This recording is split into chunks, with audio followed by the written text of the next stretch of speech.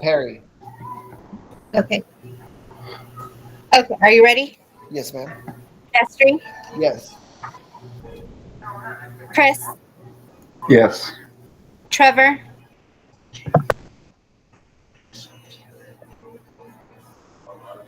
Dusty. Yes. I see Trevor on, but Maybe you I can give can't us a. figure it out. I voted yes, but I can't push oh, okay. buttons.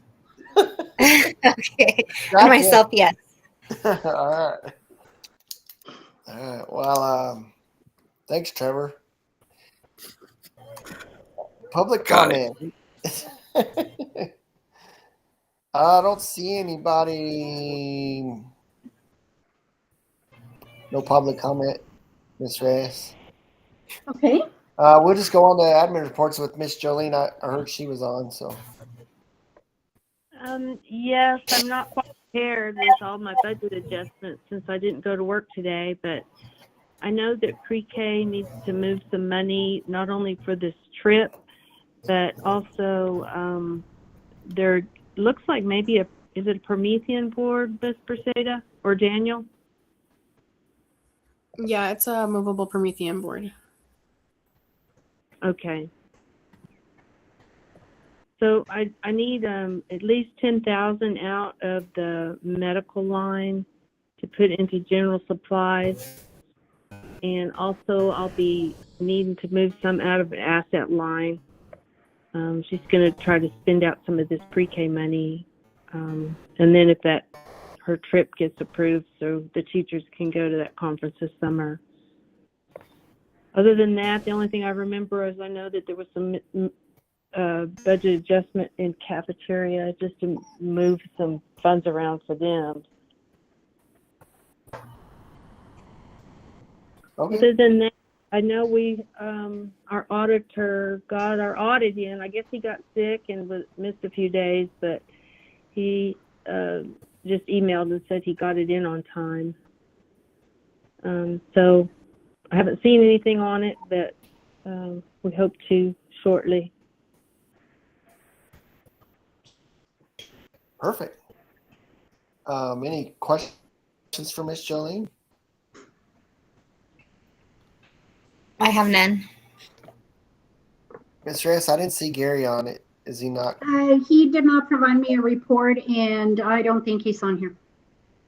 Okay. I saw Mr. Lassard on here. You want to go next for sped? Hey, everybody. I hope you can hear me. This is a bizarre Yes, sir. iPad I've got. Okay. Hey, Miss Reyes told me to keep it quick, so here we go.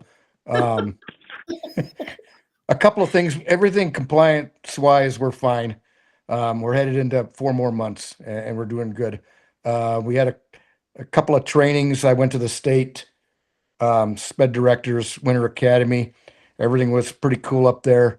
One of the rumors coming down for next year, or maybe the year after, is the state is going to try to get all the districts down underneath 15% for having your SPED population below 15%, which is what the state rule has been all along, and everybody is way over. And they've got a bunch of ideas that they're going to probably try to make into bizarre OSC rules, but we'll see how that goes. Some of it actually makes some sense.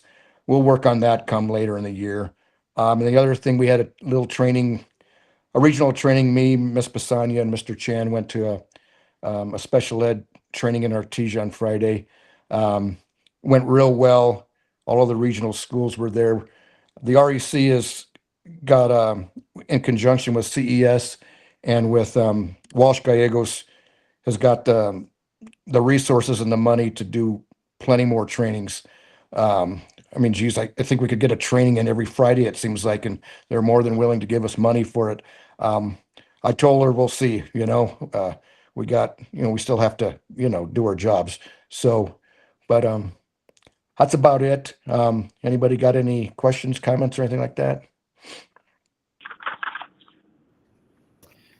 This is I Trevor. don't.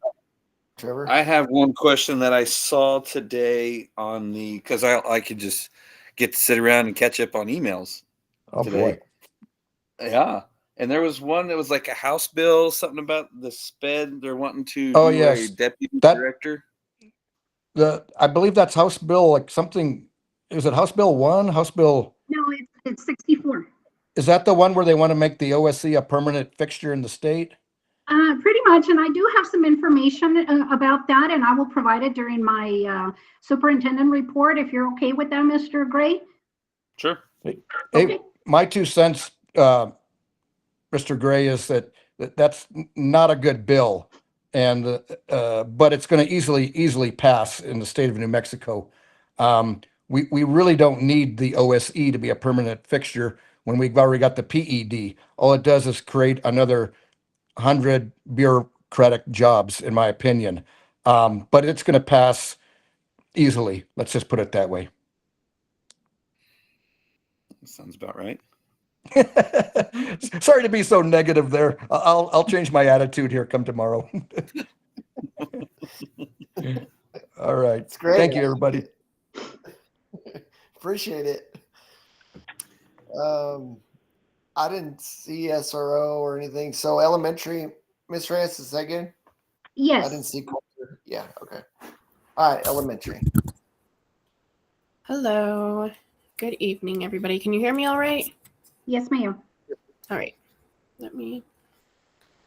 So board updates. I just wanted to start out with some shout outs. I've witnessed how kind and collaborative our staff and community have been when individuals have faced some personal challenges. So it's been really uplifting to see just everyone coming together in meaningful ways and really being able to witness everything I learned through my interviews and talking to people of like the Hagerman way and just how close knit everybody is. So it's been really nice to just be a part of this now and seeing how everyone comes together in meaningful ways. I've been observing teachers and I've seen a variety of instructional strategies, including technology, students doing partner work, and just keeping students engaged in a variety of ways for learning. Our current student enrollment is 207 students. We did lose a couple students over the winter break who unenrolled right before then for a variety of reasons. For instruction and assessment, all of our middle of year benchmarks had been completed in December. We will be beginning WIDA access testing with our bilingual students this week. So we'll be getting a schedule out and figuring out how we're going to get all of our students assessed in time during that opening. By Your Side has been coordinating schedules with staff that they're supporting. So they've been sending out scheduling dates and calendar invites. I have been completing formal observations and walkthroughs and will continue this process with completion expected by the end of February. Professional development. So during the January in-service day, staff participated in the following professional learning opportunities. We got to do a stop at launch training. K-3 teachers engaged in additional Orton Gillingham professional development, which focuses on structured literacy and small groups. Our social worker, Samantha Reed, facilitated a positive discipline training for preschool teachers and educational assistants. Teachers completed IXL Elevate training. And then staff reviewed safety procedures and fire drill protocols, including walkie-talkie use. Additionally, I attended the comprehensive threat assessment guidelines training provided by POMS, which was really informative. Really enjoyed the training and will support and look forward to getting any additional training by them. They also facilitated our active shooter training this past Friday. Student support and interventions. We are continuing our math tutoring to support targeted student needs and academic growth for our 3rd through 5th grade students. Recruitment is underway right now for teachers to support the after-school reading tutoring portion. That's going to be coming up in March. The SAT team met with parents to discuss student progress and next step plans. A group of teachers held their first meeting to develop student council, so we're focusing on student leadership opportunities in the elementary. Staff and parents participated in the strategic planning sessions, and we look forward to continuing our collaboration with CES. And then this month has been numerous of IEP meetings held, from annual reviews to eligibility meetings. Student after school program updates. So during November and December, Coach Scott and Mrs. Angie worked with students through the Little Lady Cat Basketball Club for 4th and 5th grade girls, where they focused on skill development and participating in supporting the high school girls basketball team during their home games. Guitar and Folklorico programs will continue this month and throughout the rest of the semester. Mrs. Copeland launched her drama club for 4th and 5th grade students. For family and community engagement, so our Christmas program was held this last week of December and was well attended by families. We hosted a literacy night this month. While attendance was lower than anticipated, teachers and educational assistants created a welcoming Winter Wonderland atmosphere with engaging literacy stations, and a special thanks to Mrs. Barra and Mrs. Aguilar for facilitating their literacy-themed bingo station. And that is about it for elementary this month. Any questions, comments, concerns? Awesome. I don't. Somebody else does. Anybody? Well, thank you. I have none.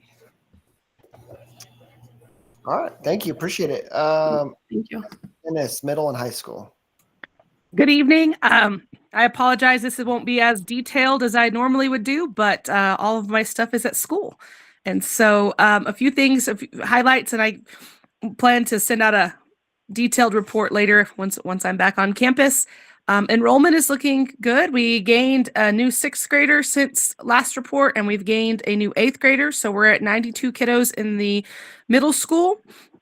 At the high school, we had a student who used to be one of ours come back in the 10th grade, and we're at 89 in the high school. So 181 for both buildings together.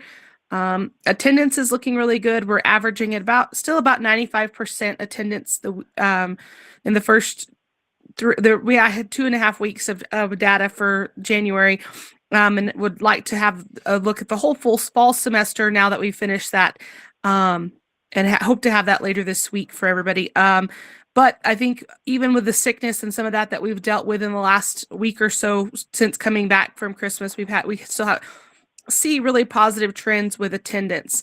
We did have a Friday school last Friday, the 16th, and I think we had about 3 or 4 kids there for to address tardies, and a couple for minor discipline thing. Went really well. We'll continue with that. We have started to notice a decrease in the amount of just tardies throughout the day. Only have a couple of kiddos, and looking at some intervention opportunities to work with those kids on getting their attendance in the form of tardies improved. As Ms. Perseda mentioned, she and I did attend the threat assessment training in Dexter put on by POMS. I think it was a really beneficial training. I think it's something that we can develop and definitely utilize, which will be beneficial for our district. I cannot remember all the December students and staff of the month, but we'll include that in my report. A bunch of stuff is coming up for February. We do have a basketball homecoming planned for the week of the 9th through the 13th. Don't have a formal schedule to share on that yet. I know Coach Rodriguez was working on how we kind of want to plan that week, because it's a very busy week, because we also have parent teacher conferences and the NIMI STEM night and a few other activities going on that week. I know Ms. Dunn has been working with the Gear Up program. We're trying to get our juniors able to attend a SAT prep workshop prior to their testing. I think tentatively where we last left that, we're planning on the 19th of February for them to be able to attend that in Roswell. And I know that we're working on a VRC showcase coming up at the end of February. Our math teachers will be going to a textbook adoption event in Ruidoso at the Convention Center put on by Region 9. And I'm sure there's tons more that I can't think of right off the top of my head, but it has been pretty busy. Lots of basketball. Middle school has kind of wrapped up their season. They were supposed to play tournaments this last weekend that got canceled, and they're scheduled for this coming weekend. I know that our middle school boys got #1 seeds, I think, in both the 7th and 8th grade brackets, and they'll play at Loving. The girls will play at Tatum on all of those games on Saturday. FFA has had some things going on, kids, but I won't steal Mr. Parker's thunder because I know he's on the call as well. Is there any questions? No questions from me. Anybody else? Well, thanks, Miss Dennis. Thank you. Parker, you got anything to add? Yeah, like Ms. Rice said, keep it short, and so I'll keep it pretty quick and save everything for the March board meeting. Hagerman FFA competed in junior high district events on January 16th. We had a great turnout with our 5 students. They all came home with a 4th, 5th, or 6th place. So it's always great. It was a tough competition that day, and looking forward to seeing where those kids go in the future. We will also be hosting chapter public speaking February 13th. Adding to the crazy, Hagerman FFA will host it in Hagerman, which will be the chapter contest, job interview, and things like that. Our judging season's fixing to kick off very short. We'll have our first FFA meeting kind of now that the spring schedule is opening up a little bit. February 2nd will kind of be our back to school and kicking off judging season and all the other things going on this spring semester for us in the ag shop. Cody and I attended the CLNA workshop in Hobbs on January 14th. Our region voted to secure agriculture, energy, and natural resources, and health and human services as our regional priorities for state and federal funding for Perkins and NextGen. Along with that, our state has decided that digital technology, education, and management entrepreneurship will be state priorities. And so any of those clusters will be ideal to fund and secure state and NextGen and Perkins funding as we're working on our application coming forward. Our CLNA is almost done. Hopefully soon I'll send it over to Ms. Reyes to have her review it.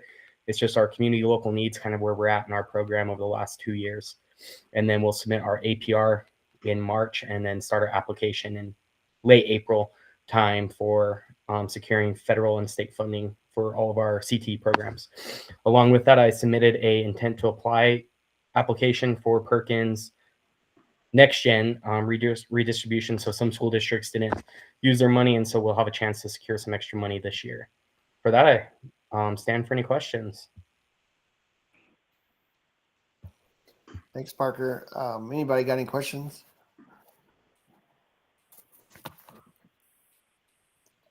All right, well, thank you. I don't see A-Rod on or anything. I was just moving on to number 6, the minutes from our January meeting and any bills and investments for the month of January. Any questions or changes or comments over the meetings? If not, I just need a motion to approve. I'll make the motion. Moved by Dusty, second by Chris. Yes. All right. And then Jennifer, just call roll when you're ready.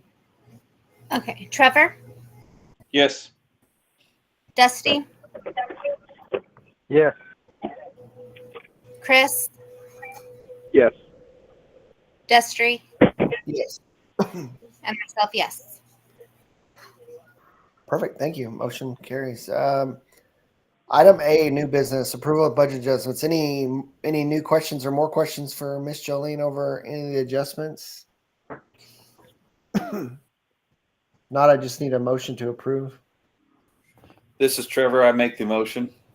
Moved by Trevor. Do I have a second? I'll second. Second by Chris. Yep.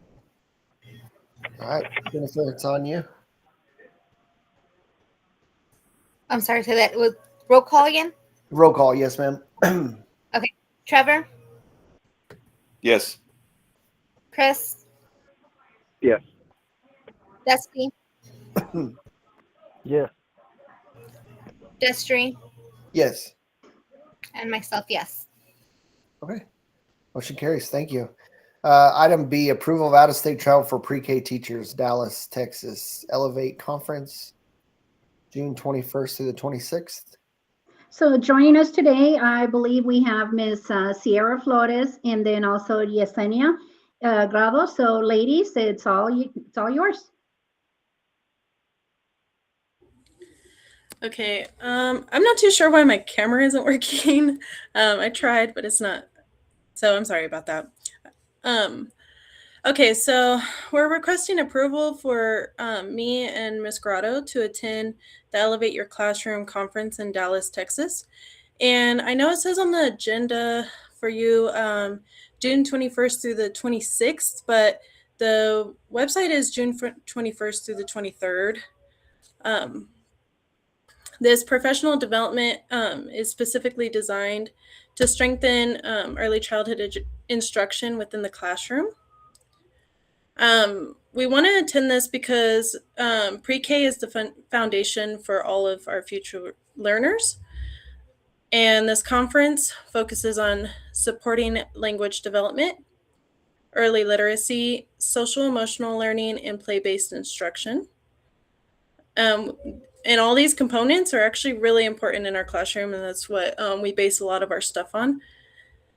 The sessions are research-based, allowing us to immediately apply the strategies that we learned into the classroom.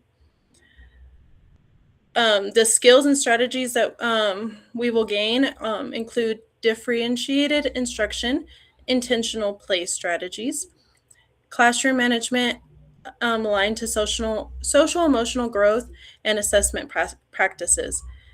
These directly align with the New Mexico pre-K standards and support our role in preparing for students for kindergarten, because that is coming up real soon. Students will experience stronger classroom routines, more engaging lessons, improved language development, and increased independence. They will also, this learning will strengthen our classrooms by creating a more consistent and high quality instruction that I think both me and Ms. Grotto agree that we would love to keep growing our classroom and making it stronger for the future kids. So now it comes to cost. The registration for this conference is $400 per person. So with me and Ms. Grotto, it would be about $800. For a hotel, it's about $300 per night. So probably, let's see, if we're going to do 4 nights, it's going to be $1,200 per person. So $2,400 total. Round trip transportation, so that's the shared Uber around Dallas, would be $150 to get from the airport to the hotel and such. Meals is $280 per person, so $560 total. We are going to be flying, so it would be, with the trip insurance, $1,500 per person, so $3,000 total. Of course, depends on the price of the airline tickets at that moment, but that is as of current. And baggage fees is $80 per person round trip, so $160 total for both of us. And so the total cost is going to be around $7,070. But with this, it is during the summer, so we do not need any substitute coverage. And yeah, so do you have any questions for me or Ms. Grotto? I do have, and I think we need to look at the flight. I think it's a little high, $1,500 a person. I mean, it is from here to Dallas, and normally, I mean, let's just look into that again one more time, and I think it's going to be much, much lower. I estimate it would be anywhere maybe from $300 to $400 round trip on that, but anyways, I just don't think it's that high from here to Dallas. But I can go ahead. Sorry, Yes. didn't mean to interrupt. And just to add on to that, so I will definitely look at the airfare trip to see. We did this a couple months ago because before bringing this to the board, we actually have to present this to New Mexico PED. So it has already been presented to New Mexico PED and approved through them. And so now looking at the airfare, that might be an adjustment. So hopefully it gets a little bit less since we're closer to the date. And so I just want to add, and I also want to add that when it comes to finding any type of professional development when it comes with pre-K, it's kind of difficult just because of there's not a lot out there. A lot of the professional development really ranges from kindergarten and above. So that was one of the things that I found really interesting about this training in particular, is that it's really dedicated towards those young learners and preschool educators. So I thought that was special and important to include.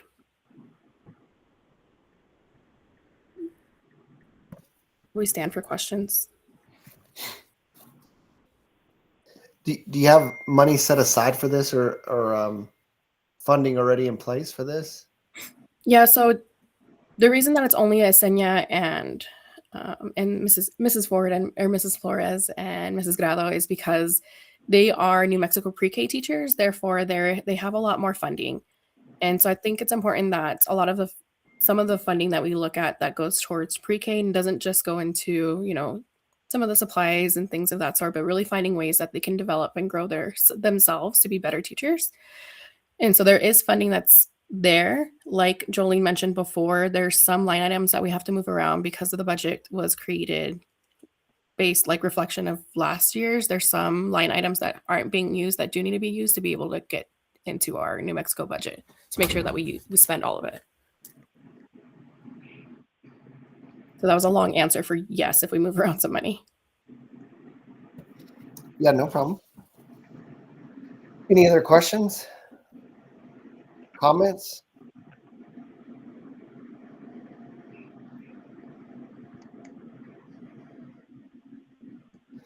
All right. Do I have a motion to approve this out-of-state travel?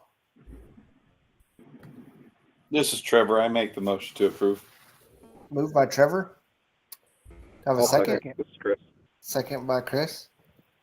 All right, Jennifer, roll call.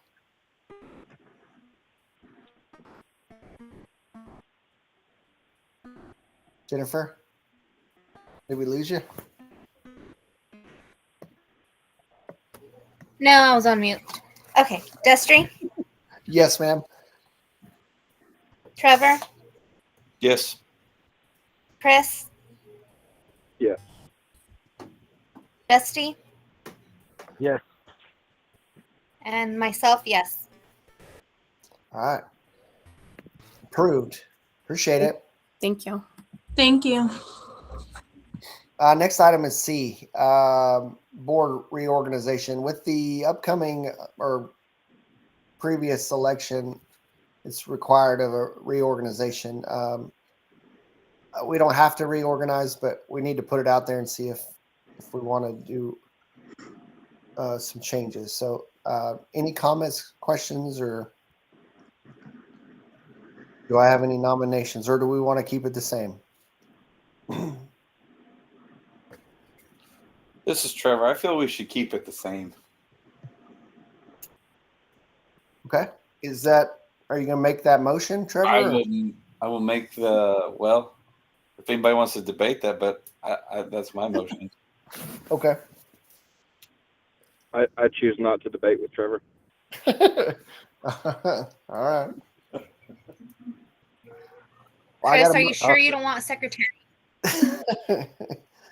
I'm 100% positive I do not want that. Come on, Chris. You're so good at it. Good understudy. No, it's all good. I will fill in if necessary. There you go. This All right. is Dusty. I'll second Trevor. Say that again. So this is Dusty, and I'll second Trevor's motion. Oh, okay. Okay, it's been moved and seconded. Jennifer, I guess we need a vote.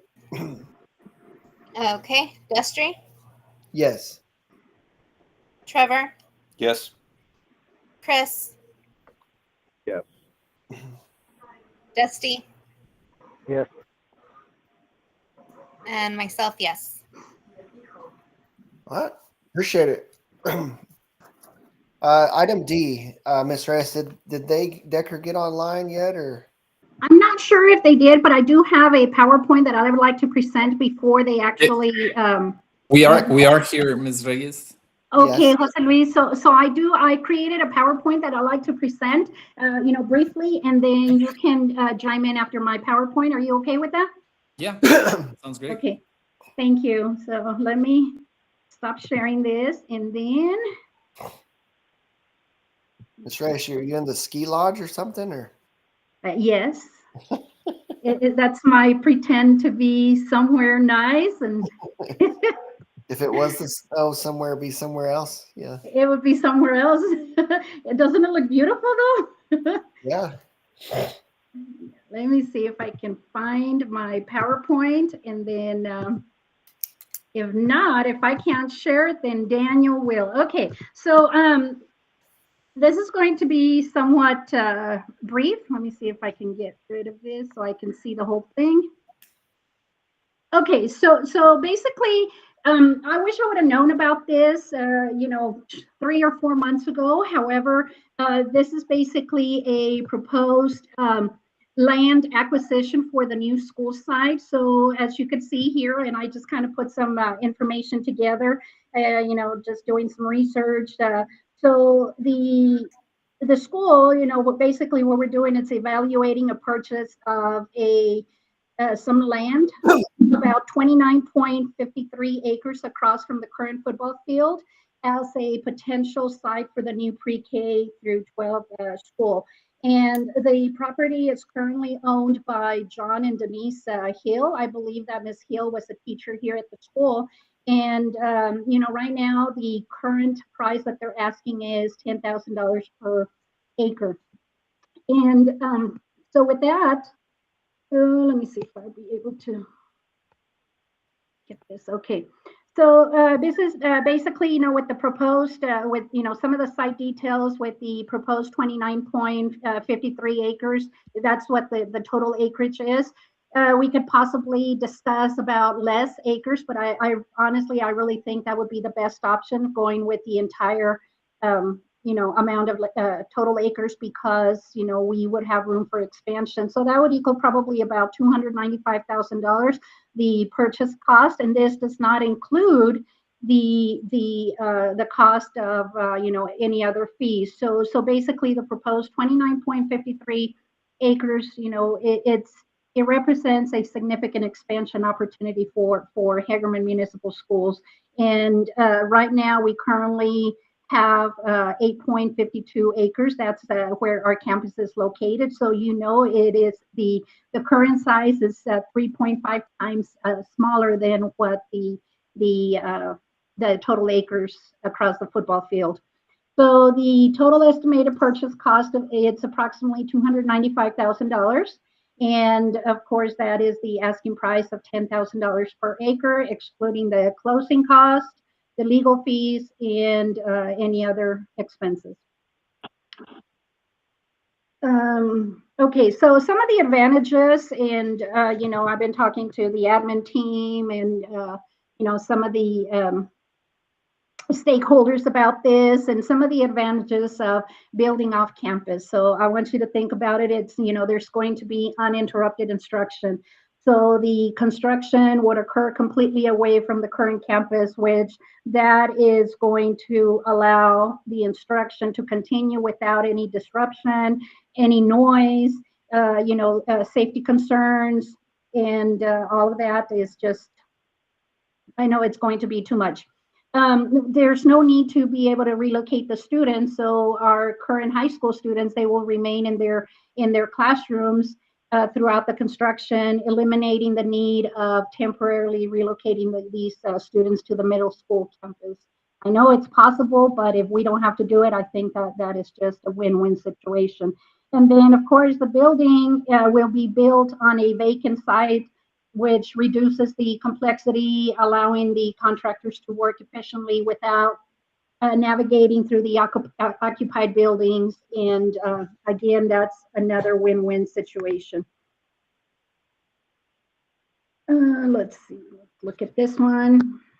Now, if we look about the long-term growth and expansion potential, so with almost 30 acres, this provides flexibility for future district needs and some of the community growth. So for example, if we want to be able to build teacher housing in the future, I mean, there will be dedicated space for that, for some of the staff housing.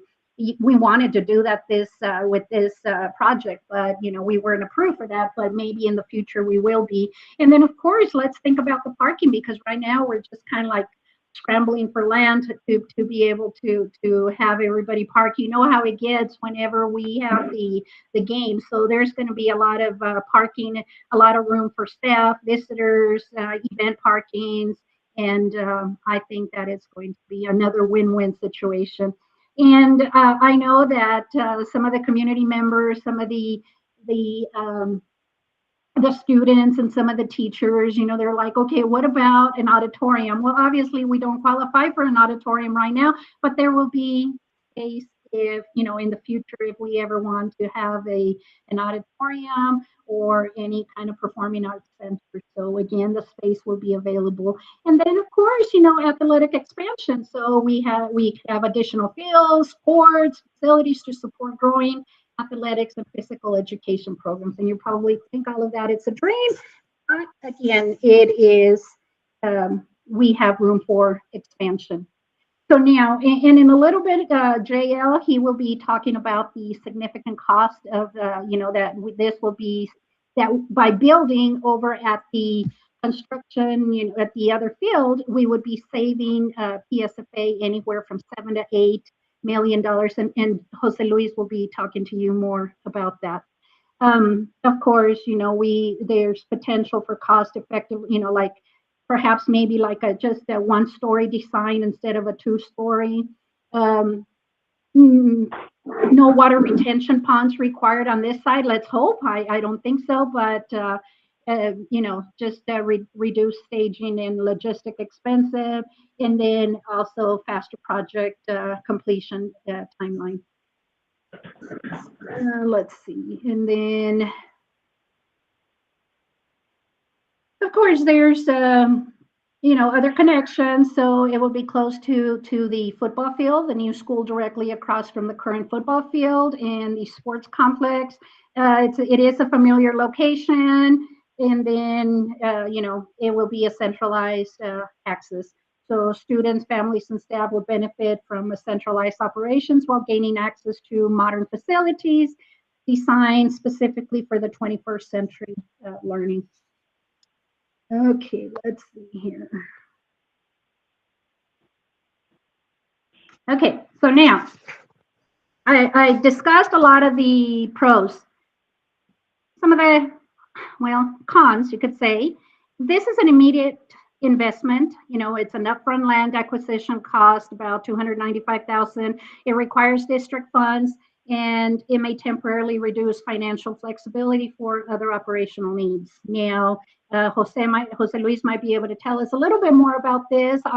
We had a training last week, and one of the previous Secretary of Education, I was telling him about the project, and he did mention that there's a possibility, if we are saving so much money to PSFA, PSCOC, there's a possibility that they might be able to help us with the land acquisition. And again, that's a win-win situation. You know, they can, I don't know, and maybe Jose Luis can talk to us more about this, because I really don't know if there's any grants out there, but if, you know, if there are, I'd definitely like to be able to apply for that. You know, PSFA, they may realize construction savings. The land purchase itself may not be fully reimbursable. I don't know. Let's hope that they do. And then, of course, the funds allocated to land acquisition could otherwise address facility upgrades, staffing needs, or instructional programs and priority shift. And then, you know, I have been in contact with Jolene about this, and I know that it might be a little burden for the district. However, we might be able to make something work. We might be able to work with the current owners and do a, counter offer and see what we could do. Now, the development challenges, so utility extensions, so the water, sewer, electricity, natural gas, and then the fiber optic connections, they may need to be extended to the site. However, I believe pretty much everything is we will be okay with that. So the costs depend on current infrastructures, the availability, and the capacity, requiring coordination with the municipal utilities. And then let me see what else I have here. And then, of course, you know, this land acquisition represents a pretty good investment in Hagerman Municipal Schools' future.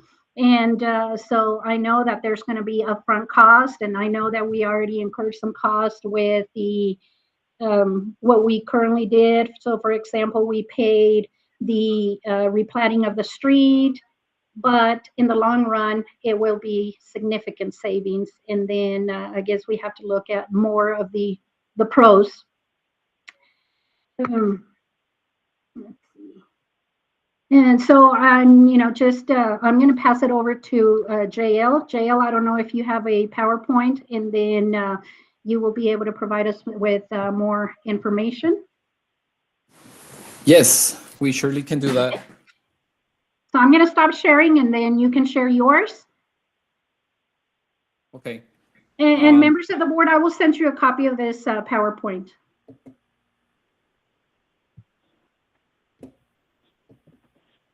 Good evening, everyone. My name is Jose Luis Bejarano. I'm the project manager for Decker. I have with me Victor Soto, Adriana, and Cindy Terry, who also will be joining us here. Victor, would you mind sharing the presentation? Sure thing. And by the way, Ms. Reyes, it's gonna be hard to follow up your presentation. That was a really nice presentation. I'm gonna put up a good word for you so you can come and Jose work. Luis, I got the information from you. So you can come and work at Decker. That was great. Okay. We're gonna go over the project update and the site discussion with you all. Go ahead, Victor. We have a few items that we will run through this real quickly, and this is for anyone that hasn't seen any of our presentations. You can get an idea on where we are right now. We'll talk about the site plan, the floor plan, drainage challenges in the existing site. We have a site plan and facing sequence that our team has put together. On the alternate site plan location that Ms. Reyes just talked about. And then we have a slide with the pros and cons, very similar to what you showed, Ms. Reyes. And then we'll stop for any feedback from you all. And we'll summarize with the next steps from our end.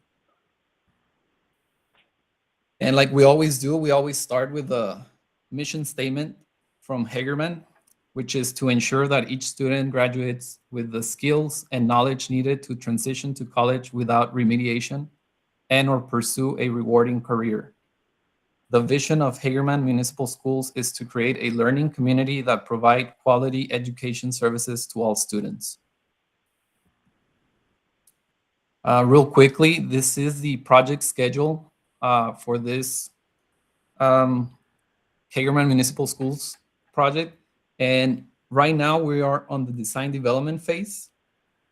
We have adjusted our schedule a little bit because of some of the challenging aspects that we have encountered, like the annexation of the streets. What was the other one? The pause to evaluate the drainage. Yeah, right? evaluating the drainage. Yep. Yeah. So as we move forward, we'll continue to adjust as needed, but this is from our end to have full transparency with you all that we are continuing to develop the school and we're continuing to move forward with this. Go ahead, Victor. Okay. And with that said, I'm going to go ahead and continue on to our current design, just to kick everybody up to speed on where we are for those who may have not seen this progress in a little while now. So what we're looking at here is our current site plan on the current site. Outlined here in the dashed lines are the existing buildings that will at some point be demolished after our new L-shaped combined school building is built. So as you can see here, there's plenty of constraints that we have been running into on this site. Nonetheless, we're making it work. However, it does take a few steps for us to make this happen, which we'll go through in a minute. So once those buildings are demolished, we'll just do a quick run through the site here. Down on the south side, we have our parent drop-off along with some visitor parking. This long loop allows for 2 lanes of cars to either park, drop off their kids, or bypass and continue onto Oxford Avenue. To the north of that, we have our student parking spaces, which is located more or less where the middle school building is currently at. If we follow the new St. Charles Road that is part of the plan to reopen this road, this is how buses will access our site and will drop off kids on the north side. North of that, we have a little series of parking spaces dedicated for the staff, giving direct access to the rear portion of the site. And following the road here, we have our fire or emergency access lane that pretty much goes through the entire perimeter of the site. And last but not least, of course, we have our L-shaped building, which if I could walk everybody through really quick. Down on the south part, we have our main entrance. Everything in green is administration. Over on the east-west wing, we have all our classrooms starting from kindergarten to 5th grade. We do have a series of stairs located centrally here, one at the end and one at the main entrance. That takes you to the 2nd floor, which hosts all the middle school, high school, science labs, and libraries. Going back to the 1st floor, here in teal, in the centralized area, we have all our common programs such as art, CTE, that is strategically located centrally, since we know all grade levels could potentially participate in these classrooms. And north of that, we have our cafeteria in yellow, along with the kitchen. Band room that opens up to the dining room for any special performances. We could expand that space and do a nice little setup at the band room. We also have our health classroom here in blue, which is connected to the gym, which is here on the north portion of the building in orange, along with support spaces such as lockers, coach offices, and storage. So that's a brief run through the current floor plan, and I'll stop there for any questions if there are any. Okay.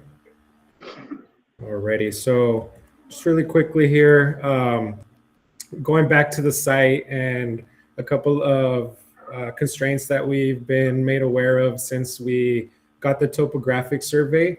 As you can see here, this X Basin 6 is where currently all our water is naturally shedding towards, or at least half the site. The other half of the site is actually going towards the northwest. And in this diagram here, we could see more or less that there's a ridge that is crossing diagonally on our site, and our water is naturally flowing to these two directions. So one of the big issues that our civil team mentioned after we received the topographic survey is that we're essentially building on an existing pond, and we would need to figure out where we store that water in the interim period when the existing buildings and our new construction is up at the same time. So we gathered our heads and we did come up with a plan. And also want to thank the design board team for helping us come down to a decision on how we could make this work.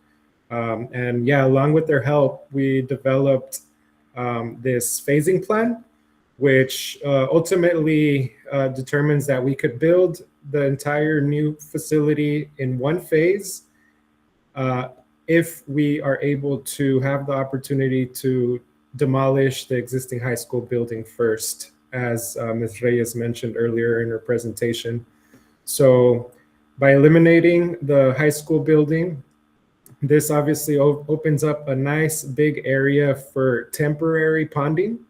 It also opens up a good space for us to have our construction, the staging area centrally located, to have a crane set up and essentially reach all corners of the building.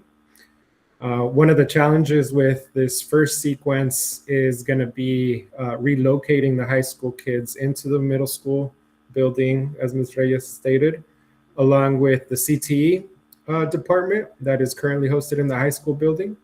Regarding that, we do have an option to renovate either the existing storage room shown here in green or the bus shed shown here in red to accommodate all the equipment for that CTE department or program to continue for the next year or so. And the other challenge was we were notified that the main IT room is also within this high school building. So we would have to figure out a way to basically relocate this room to still have all our buildings connected through communications here. So again, sequence one, this would be our first step to make this happen. Once the high school building is demolished, we would have that temporary pond. We have a nice crane stage area, and our construction for the new L-shaped building would happen. So during this time, all these other buildings, middle school, elementary, and gym would remain. And we would also reshape our construction fence line in between some of these phases as we continue progress on construction. So after sequence two, sequence three would be to finalize our demolition to make way for our brand new site, which is currently designed in this manner, or like the first couple slides that we just saw. So with that, again, a couple things that I want to reiterate as far as ponding goes. To accommodate for the ponding in this L-shaped building with those existing buildings still in place, we have determined that this little southeast corner, having a pond in this area, along with a large swale on the east side that essentially runs the entire length of the site north-south, would be needed to retain water there. And then over on the opposite side, we are proposing to have another pond over on this side to hold the water that's shedding towards the northwest. So that's the current status of the project in a nutshell. With that, I would like to give everybody a few minutes in case there's any questions, thoughts on our progress so far.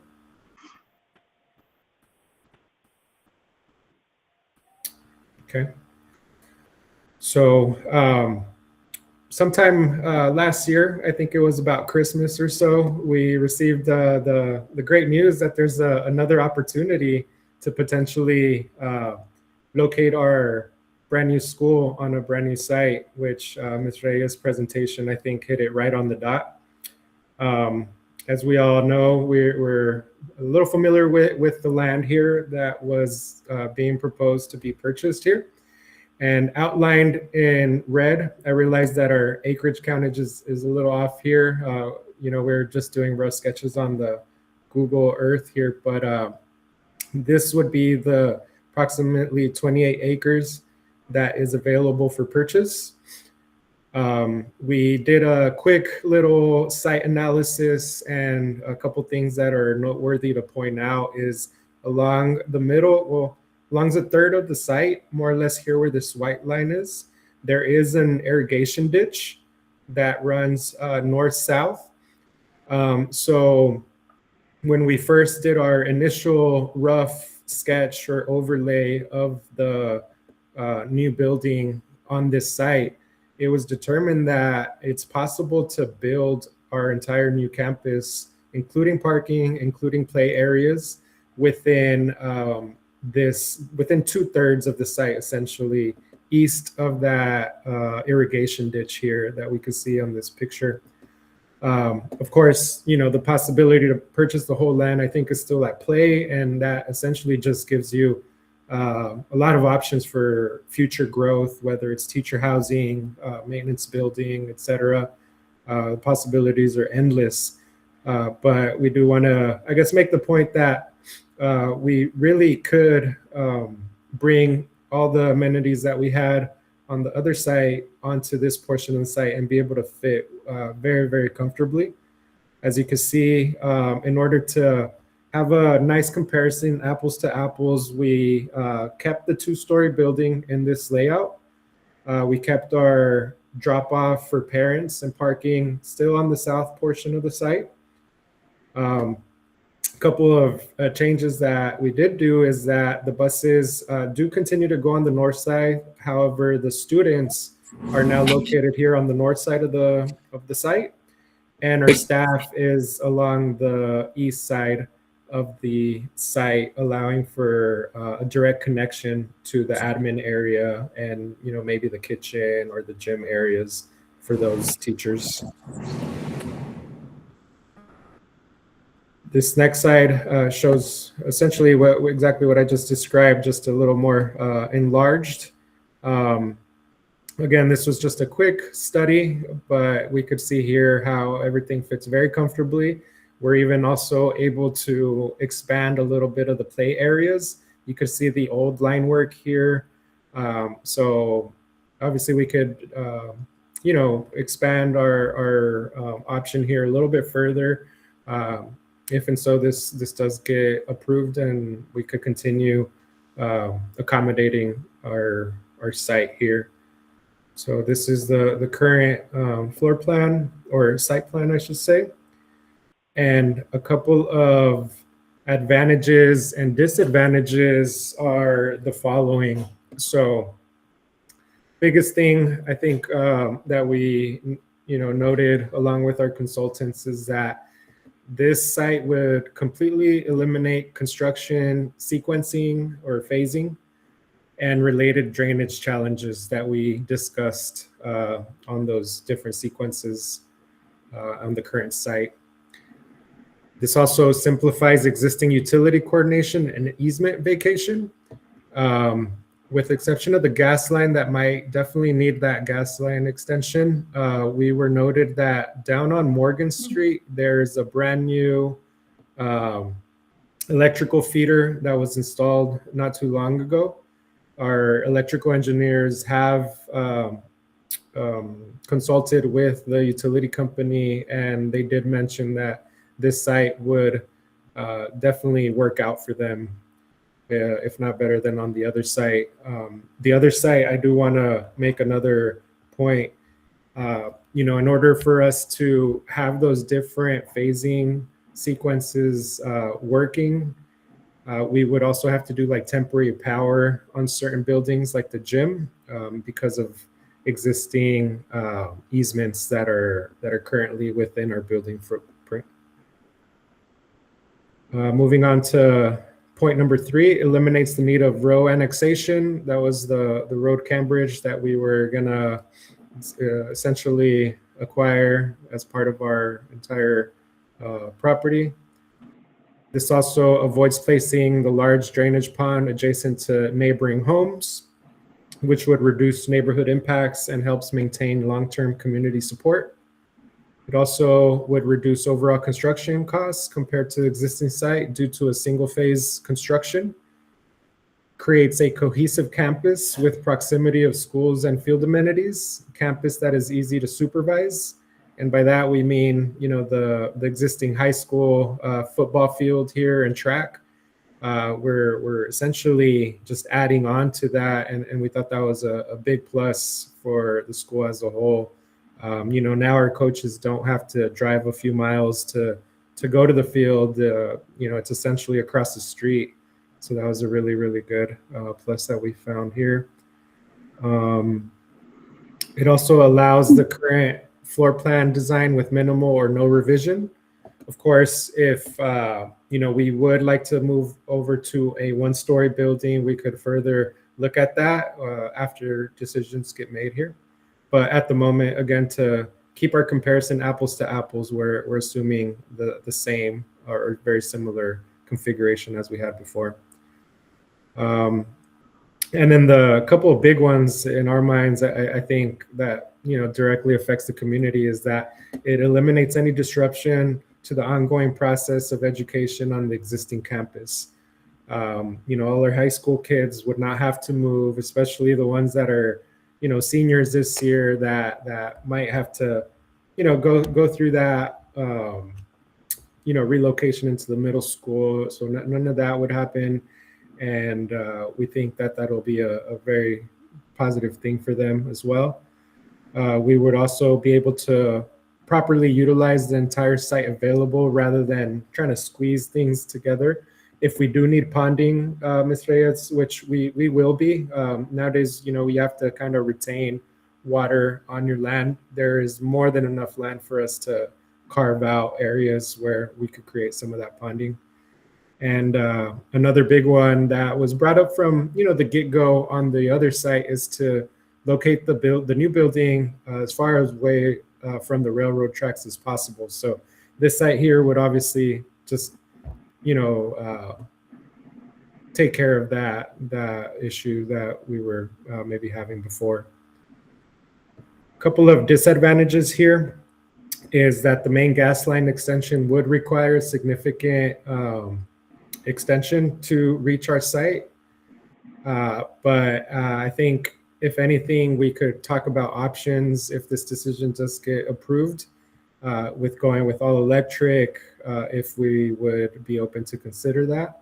So there is, I guess, little loopholes around the gas line here. Another disadvantage is moving the school from a site that is currently embedded in the town of Hagerman. We know the existing school has been there for years, and I know there might be a little bit of sentiment there, but that, we identify it as a disadvantage. Potentially, there could be additional design services depending on the extent of the redesign. So that's going to be up for discussion a little bit later. And a couple of other things is that we're going to have to procure a new topographic survey on this site, as we all know. And the last one is not necessarily a disadvantage, just because we were able to pause the geotechnical survey on time on the current site. And we did let them know that this possibility is up in the air. So we do have them on pause. So we have not spent that money, but the time that survey needs to be made would be impacted with moving over to the site.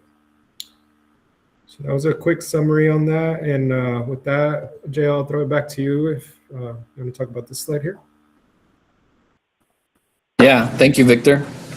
And to follow on Victor's comments, we want to thank Ms. Reyes for all her support on this and her design committee. You guys have been great. It's been a pleasure working together and discussing ideas to make this work for you all, and it's been great so far. So thank you for that.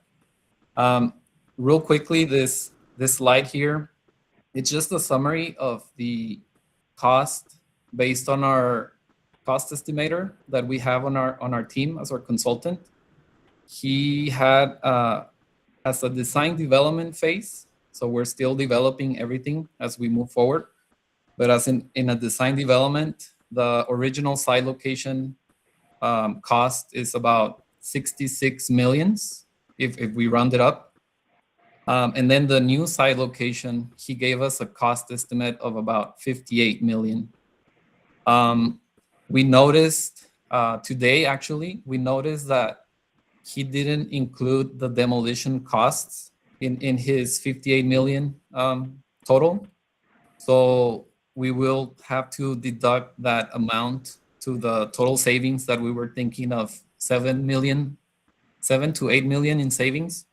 We might, JL, the other option is that they don't demo the old school, but they are able to bequeath that to the community or something like that.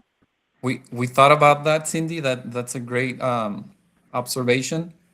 But we were told by Juan Dorado that since the MOU with PSFA includes the demolition of the buildings, that it needs to happen because it's written in the contract. So or the contract would have to change. Is that what I understand? Yeah, but for now we're thinking of just following the exact scope of work. So that's why we're gonna subtract that cost of demolition. But I mean, still the potential rough magnitude savings right now, it's 6 million to 7 million. which is a lot. It's a great amount, and we are happy to work with you all. We would support you on either site location. We don't have a preference. Like, we're open to help you in any ways we can to move this forward. And then the last slide that we have for you all would be our next steps.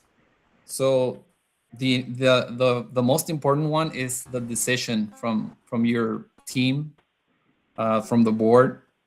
We need a decision so we can push forward and have the progress continue to move forward.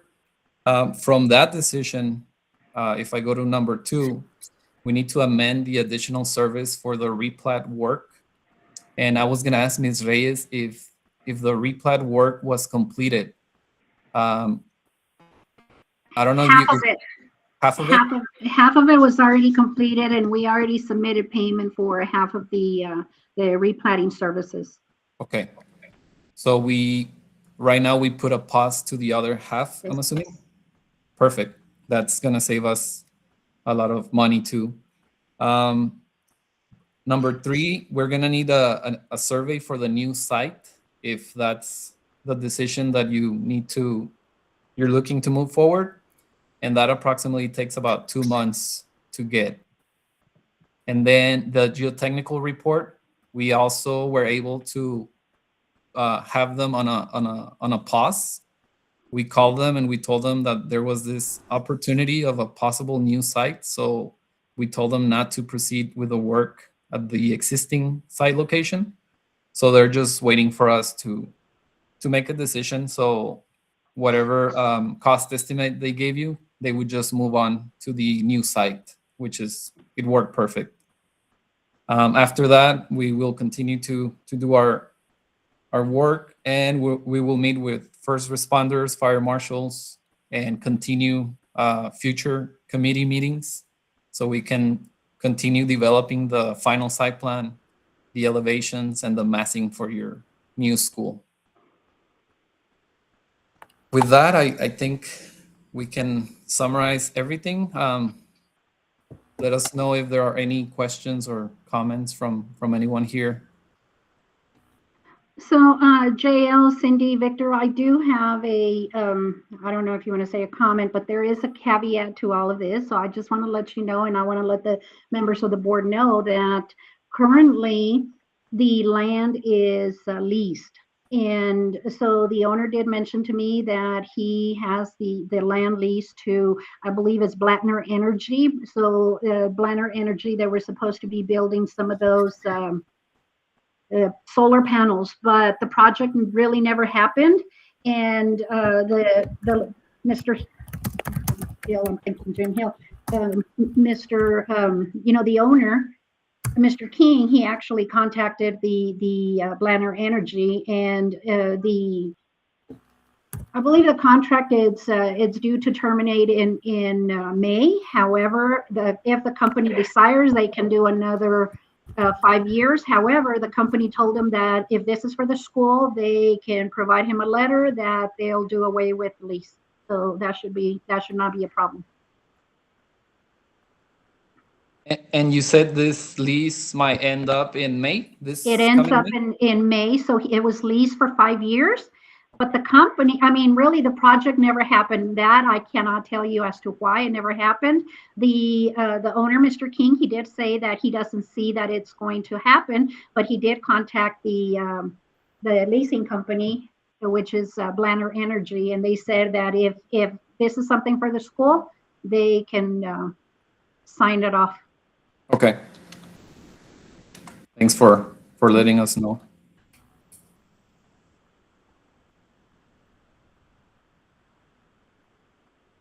Any other questions, comments?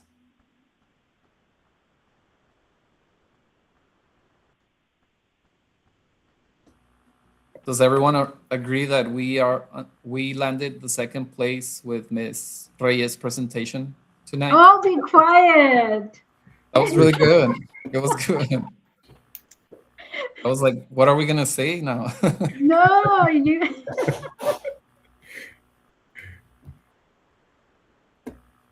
Thank you. Members of the board, I mean, is there any other discussion, any other questions? So I have a question. This is Chris. Dusty. Yeah. Go ahead, Dusty.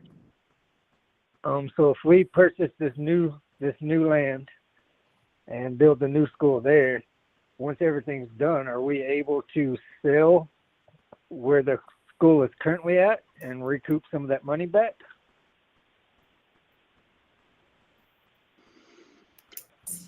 That's a good What question. have y'all seen? What have y'all seen in other districts? What I've seen other schools, some of them, Carrizoso actually had some of it they tore down just because they'd have flooding issues, but they did have a good gym, and that got taken over. Basically, they signed it off to the community, and so they were able to get it off of their books, which is what PSFA requires. There is a possibility that if you wanted to sell it, we did a project at JAL where the old school, it was just a really solid building, so they didn't want to tear it down. They built somewhere else, and then they turned the old school into an industrial park. So there are lots of options like that. We could talk to some of the other facilities that we've done and see what other options are there for you. It seems to me that you would be able to sell the lot. I don't know. I mean, I'm not sure about this. This is Chris. The only issue I see with selling, if we sold it for someone else to come use it, they're going to do an inspection, and they're going to realize we're building a new school because of the condition of the elementary. And I don't know if it'd be like buying a home. You go do an inspection, you find out the home needs a lot of work, and they're like, well, there's a reason they're building a new school in the first place. But I don't see why we couldn't just sell the lot. If we But everything would be demolished. Yeah, if everything's demolished, then it doesn't matter. We could sell it, but for someone, I think, to come in and buy it and use it as is, yeah, the high school, the middle school, maybe the middle school would pass inspection or be okay, but I don't think the elementary would.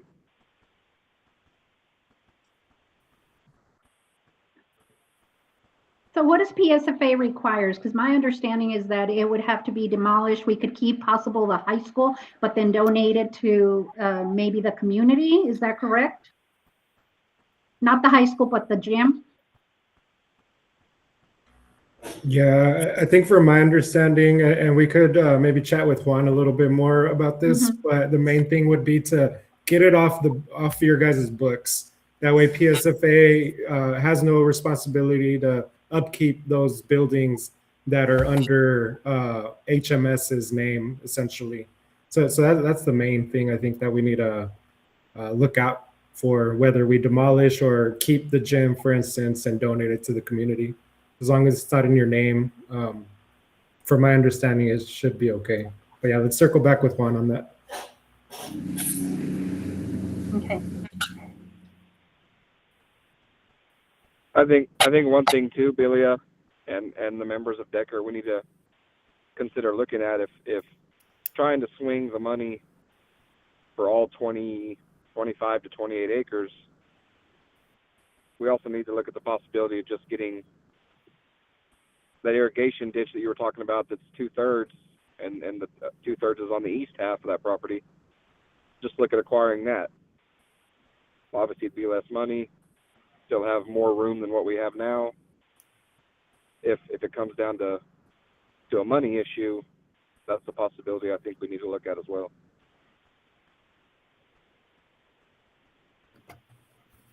This is Trevor. I think if you're going to make it, you just buy the whole thing. We got room to grow. We could put the ag farm there. We could do teacher housing. I think you just buy the whole thing if you're going to do it. And if to put it in perspective, we were looking at buses that were costing that could cost this much a bus. It'd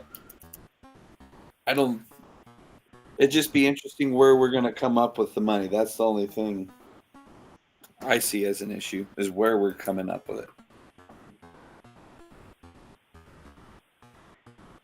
So definitely Jolene and I we kind of discussed this a little bit, but I think, this is something that we probably need to get with the board, or, with maybe Destry, or, and then be able to discuss this, further.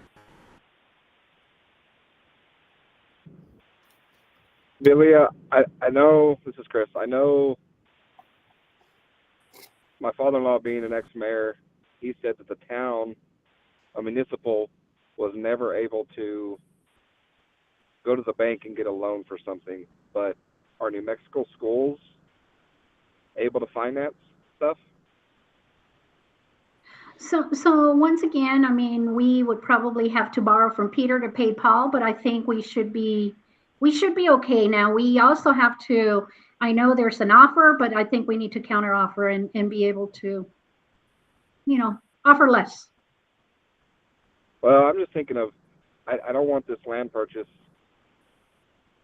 to put us in a financial bind in case something does happen.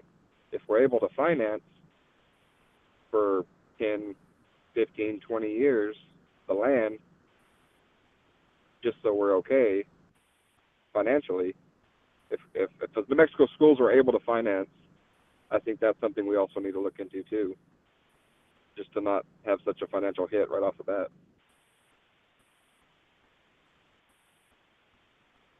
Mm-hmm.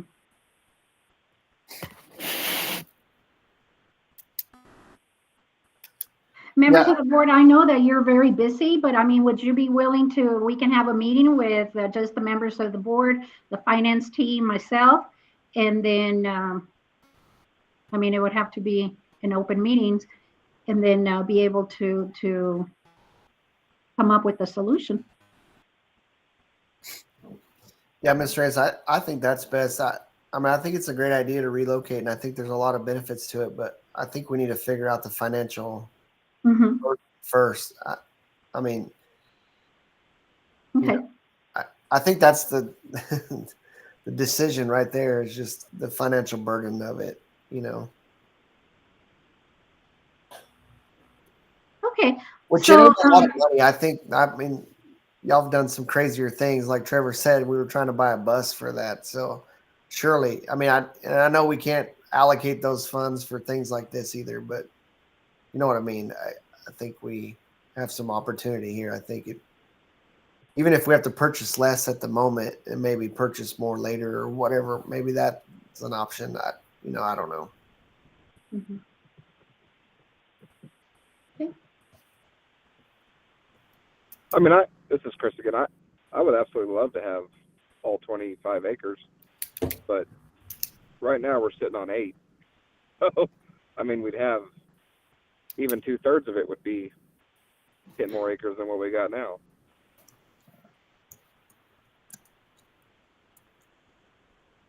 Controlling your neighbors. That's what it is. Controlling your neighbors. That's true.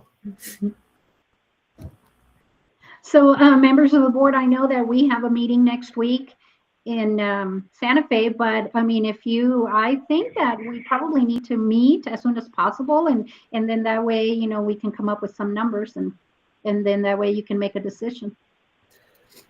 Can you research it for a week or so and see if there's any funding loopholes or things like that you could bring to us, and we can meet next week? Mm-hmm. You just tell Jolene to come up to Santa Fe and we can have a meeting up there. Sure. And we'll find out what we can for you guys too, during this week, and find out what other schools have done in the same situation.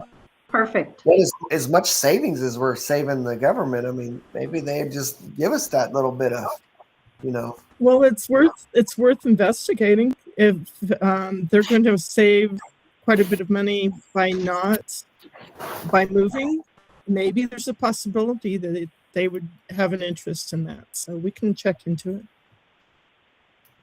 See, and that's what one of the former Secretary of Education was telling me, that it will be in our favor, because if they're saving anywhere from $6 to $7 million, I mean, that's huge savings. And then, that maybe even PSFA will be able to say, okay, we can fund the land acquisition. I don't know. No, I agree with it. I think it's a good idea because, I mean, even from a safety standpoint, I mean, we're finally getting our kids away from the tracks. And then with flooding and everything else, I mean, I think it'd be better for our kids too. Mm-hmm. Well, not only safety away from that, but, I just have a hard time believing that construction and demolition, you bring some equipment in, those kids are going to be curious to what's going on. And I can't see where it's not going to interrupt the educational process, even if it's, and then the dust in the spring. And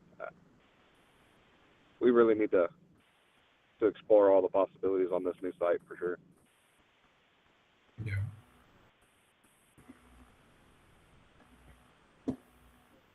Was this an action item for tonight, or is this just a discussion? Well, I have it as discussion and possible action, but then, the action, again, I think we probably need to discuss as a board, and then, of course, as soon as possible.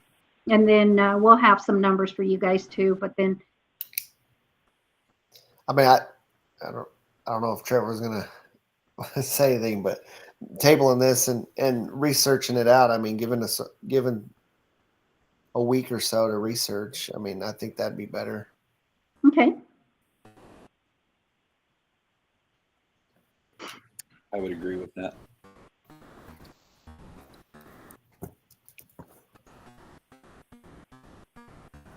Any other discussion, or do I have a motion from Trevor to table this till a later date? I'll make the motion to table this for a week, so we can do some more investigation on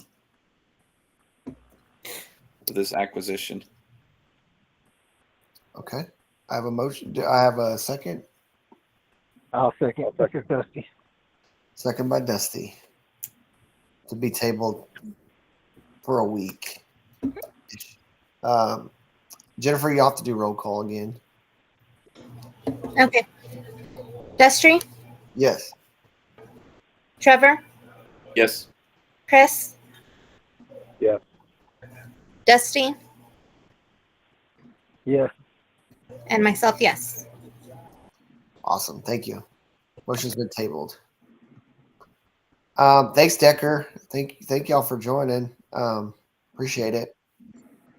Thank you guys for the opportunity. Thank you. Thank y'all. Thank y'all. Thank you. Ms. Reyes, item E. Yes. Relative to the signature card. So, members of the board, I just want to let you know that Mrs. Rosa Varela is joining our central office staff, and we are hoping to have her join our staff by February the 1st.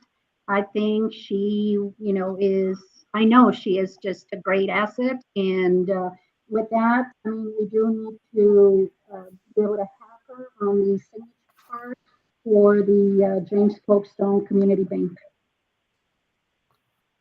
And really, we just need, just approval to be able to add her signature to the signature card. Okay. Any comments or questions? What's her job title gonna be? So Ms. Rosa will be one of the, she will be doing payroll, and she will be doing RFRs, like requests for reimbursement. Did we lose somebody? No, but we had, I don't know if you recall that we actually had we've been talking about hiring an additional staff member. It was recommended at the last audit that we had, to be able to have an additional person helping out with central office. And so Rosa, I believe Rosa is that person. And currently we are holding I know Cody is doing some interviews to be able to hire somebody for the secondary.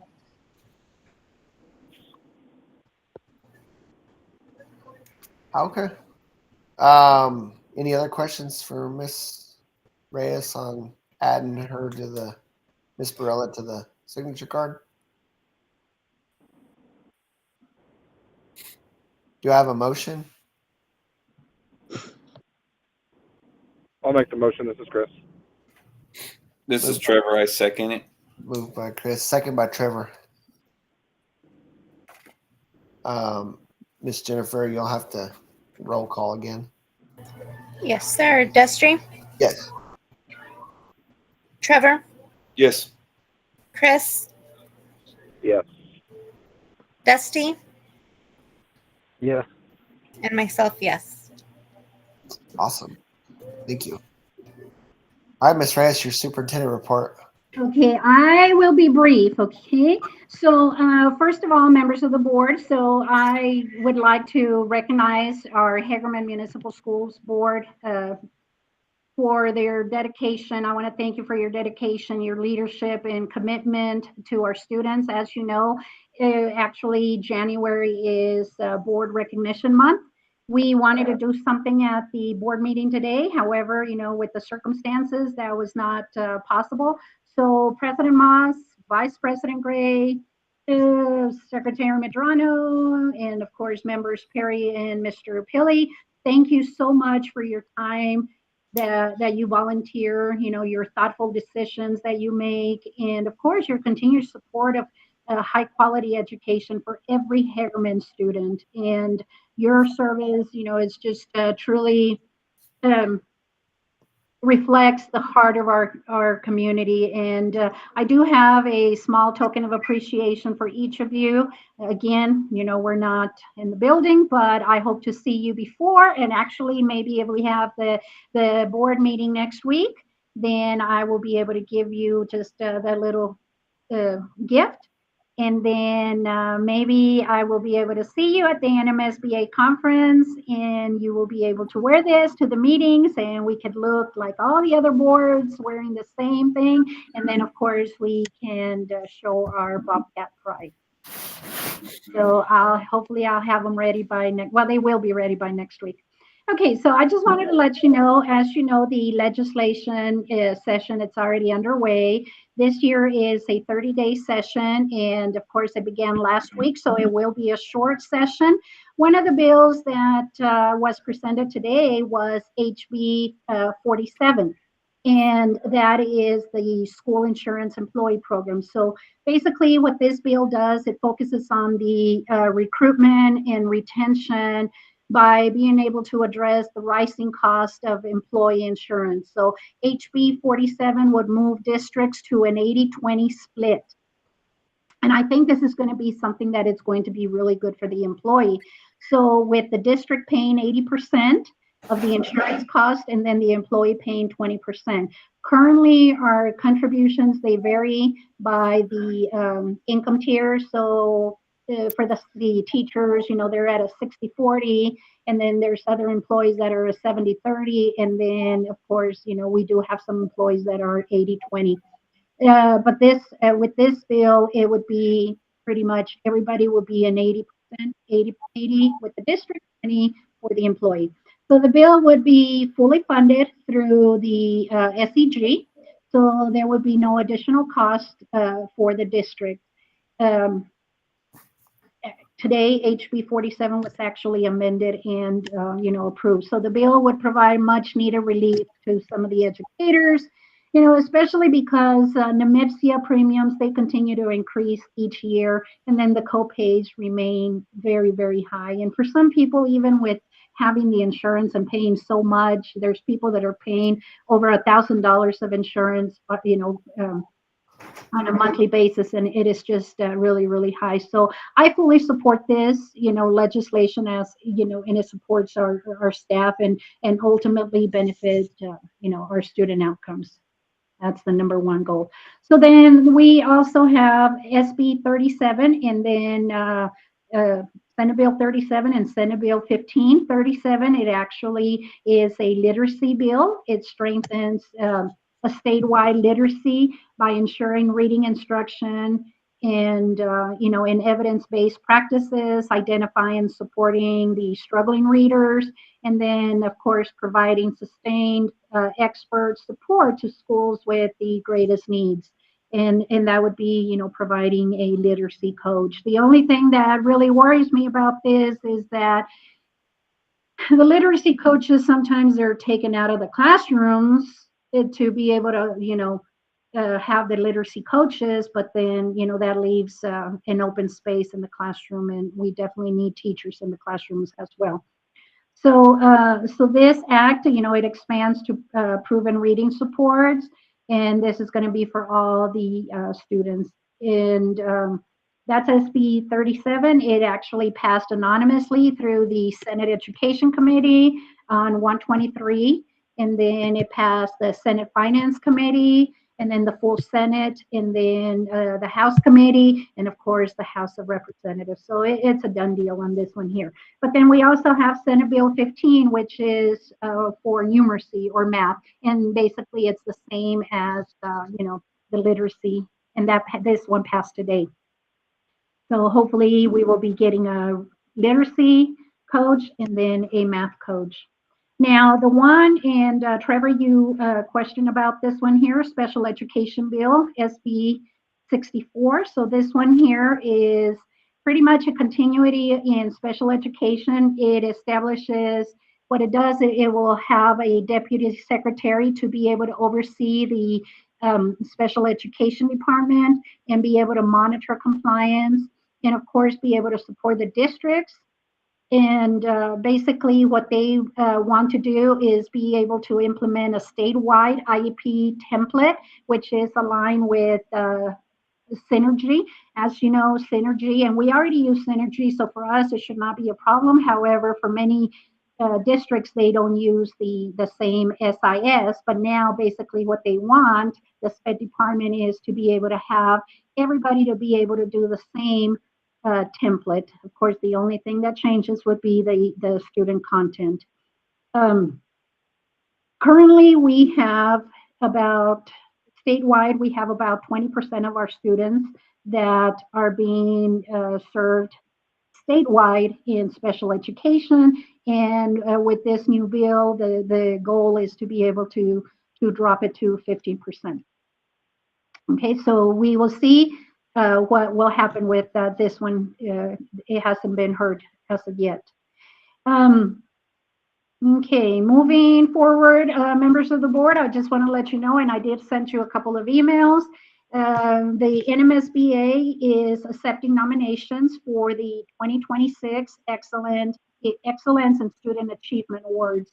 So this statewide program recognizes school leaders, staff, individuals who have made a significant impact on student achievement at the district level. So these awards provide an opportunity to highlight the dedication, innovation, of course, outstanding contributions to student success. I have received a few nominations. I believe I have 3. I will be sending these to all of you. I will be emailing them to you, and that way you could look at them and be able to make a decision at the future, next month's board meeting. And I also have a list of the teacher staff members who have received this award in the past. Okay, next item, the anonymous reporting system. And as some of you probably already know, and I'd like to inform you, just in case you don't know about this, that Hagerman schools, we have implemented the Stop It. Basically, it is an anonymous reporting app. So all staff, administrators, and the students, they have been notified and trained on the use of this application. So the purpose of Stop It, it provides a safe and an anonymous way to report safety concerns, bullying, harassment, or other issues, allowing the district to be able to respond proactively and be able to support a safe school environment. So let me know if you have any questions on this one here. It's already ready to go, and the kids have access to it. Okay, moving on, the active shooter training. This is just an update. So I just want to provide you an update on the active shooter training that took place last Friday. So the training was actually very informative, and it included a loud noise component simulating gunfire inside the building. So the staff participating in exercises on how to communicate, hide, run, and fight if necessary during this active shooter situation. So we had almost 100% of our staff in attendance, along with members from the fire department, the law enforcement from Dexter and Hagerman.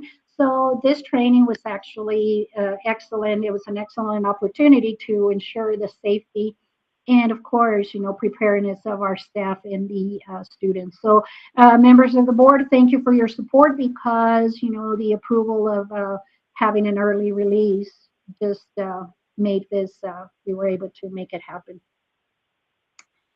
Okay. And of course, being able to do the intruder, the active shooter, we were able to complete our safety plan. So I'm very happy to report that our safety plan for all 3 schools has been officially approved by the Department of Education. So what I will do now is conduct a training with the staff very soon to ensure that everyone is familiar with the procedures. So recently I met with our new fire chief, Mr. Seth Lilly, and I will also be meeting with the local law enforcement, our SRO, to continue strengthening our school safety efforts. So, of course, these steps, along with the recent active shooter training, it just demonstrates our ongoing commitment to keeping the students and the staff safe. Okay, any questions on that? The first strategic planning meeting was held with the staff and the students using a SOAR activity. So we actually had here Mr. Kurt Steinhaus. Mr. Steinhaus is a previous Secretary of Education. So now he is working with CES, and he was able to facilitate the activity. So with the staff, we were able to identify the strengths and then the areas of concern, and of course the areas of growth. Hagerman Schools, as a team, we identified, we're just identified as the heart of the community. I really like what Tony, our mayor, said one day, that the school is the heart of the community. Without the school, the community does not exist. So, we are grounded in strong relationships. We have grit and a focus on moving from quality to excellence through high quality instructional materials and, of course, our CTE program. So the second meeting with the parents and the board members followed a pretty similar process, and it helped us identify the district and community needs. The results will be shared, and the next meeting will be with the members of the Board of Education. The meeting will be facilitated by Mr. David Chavez, who he is the CES director, and he will be able to help us develop district goals and a 1 to 5 year strategic plan. I will provide you, and I will email you with some dates, and members of the board, please let me know if you are available for those dates, and we can get together and be able to, create our goals for the district. And that's all I have. So I know I told my administrators to make it short, and mine was not too short. So that's all I have, and I stand for questions. Thanks, Is Miss everybody Reyes. awake? Yeah, no, we're good. Any questions for Miss Reyes?